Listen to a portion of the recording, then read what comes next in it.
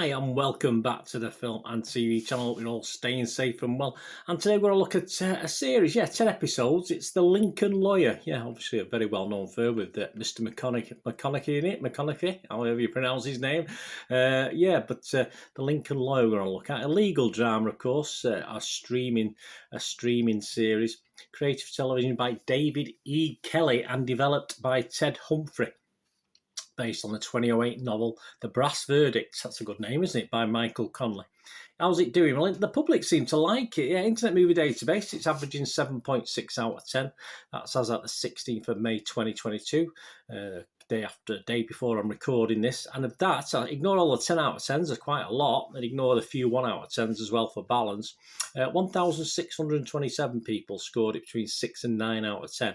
That's 92%, because only 142 scored it between 2 and 5. So 92% positivity, I call it, which is what it is. And if you look at Rotten Tomatoes audiences, positivity theirs is 79%. So very similar, 79%, 76% for Internet Movie Database. So as far as the public is concerned, it seems to be okay. It stars, of course, Manuel Garcia Rulfo as Mickey Haller, a defense attorney in LA who works out of a chauffeur-driven Lincoln Town car. Well, not for long, I don't think, in this. Rather than an office. In leading roles, we have Neve Campbell, Becky Newton, Jazz Ray Cole, Angus Sampson, and Christopher Gorham. It premiered on Netflix. So if you got Netflix, I watched it here in the UK on Netflix on May the 13th, 2022. So it took me a little while to watch this. I don't know why. I just thought it was the film for a minute when I kept seeing it popping up on Netflix, so I ignored it. What about the critics? We've seen the public like it, which is all that matters, really, doesn't it? But let's just see what the critics thought anyway. But interesting. Rotten Tomatoes critics, 76% positivity. That's good. That's 17 critics reviews. An average rating a little bit lower of 6.4 out of 10, but still creditable, still a good score. And the consensus reads, David E. Kelly's adaptation of The Lincoln Lawyer relies too much on quirk to paper over its lack of true novelty. Well, yeah, there's nothing new in it. But this is a reliable enough vehicle for fans of legal pulp. There you go. Well, I think that's a good consensus. I think that sums it up. Metacritic, they're a little site. The other critic site we'll look at. A score of 60 out of 100, so not quite as high again, but still that passable, that watchable score. I like to see at least 6 out of 10 for anything that I watch, based on 14 critics. 9 were positive, 4 were mixed, and 2 negative. So, again, pretty good. It scored anywhere between a measly 16 out of 100, which is a bit mean. I'm not even going to quote who that was, and 85 out of 100. One of the lower scores, though, was AV Club Saloni Gajar. Planted seeds really go nowhere, he said by the end. Several subplots, including one with Cisco and his former bike gang, occupy real estate with zero payoffs. Garcia Rulfo, there's going to be a second series, so perhaps it'll be built into that. Garcia Rulfo, Newton and Campbell try their hardest, but the show isn't worthy of their talents or even a continuation. Well, not very nice there. Variety's Daniel D'Addario, a bit better on it, 50 out of 100, so still not great. Kelly's belief in the inherent intrigue of the legal process helps him along. One can sense enthusiasm undergirding, say, an episode built around the jury selection process, but others of the creator's tricks fail him, like a tendency to lean hard on the quirkiness of bit players studied through the story, seemingly intended as a sort of comic relief that doesn't consistently land. I don't think there was any particularly much humour in this, in all fairness. There was lighter things, but certainly I don't think it aimed at humour particularly, whether it meant to and didn't hit the mark. I'm not overly sure, but I don't think it did particularly.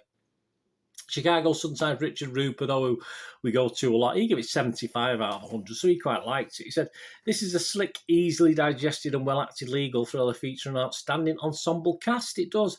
A juicy, lurid murder mystery that keeps us guessing throughout. Not that we can't see some of the twists coming, true, a mile down the road, that even part of the fun of shows such as this one.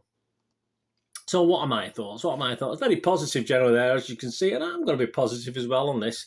If you like these sort of wordy courtroom dramas, not too much humour, whether it's meant to be or not, a bit of family life thrown in, and the trials and tribulations, of course, detective work, detective stuff as well.